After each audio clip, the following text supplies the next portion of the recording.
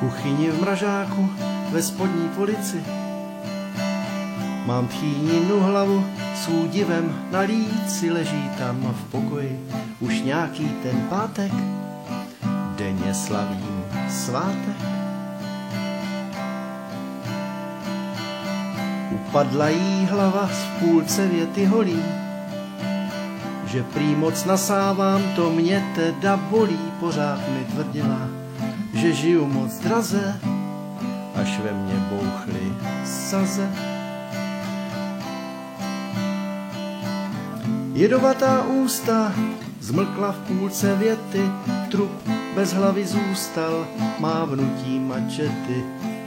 Žena na mě řvala, že jsem vrah a prase, a já už se viděl v base.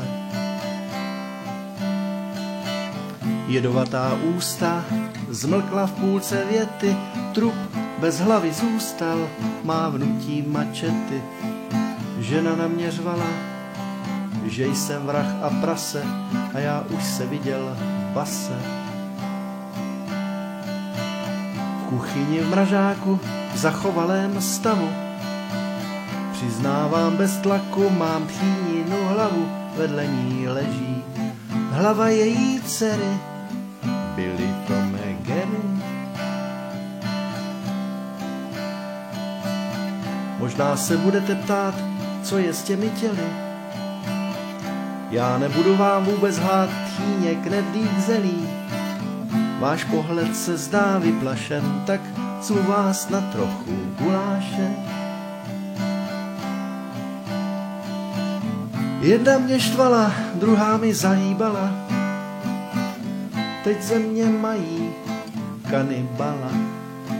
A dřív mi byly milé, že bych je láskou snědl, a teď přišla ta chvíle a ke stolu si s nimi sedl. Přijďte vy, co jste hladoví a nažrat se nejste líní.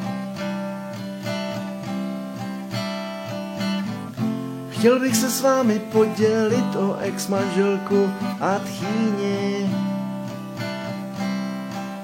protože jedna mě štvala, druhá mi zahýbala, teď ze mě mají kanibala. A dřív mi byly milé, že bych je láskou snědl, a teď přišla ta chvíle a ke stolu si s nimi sedl.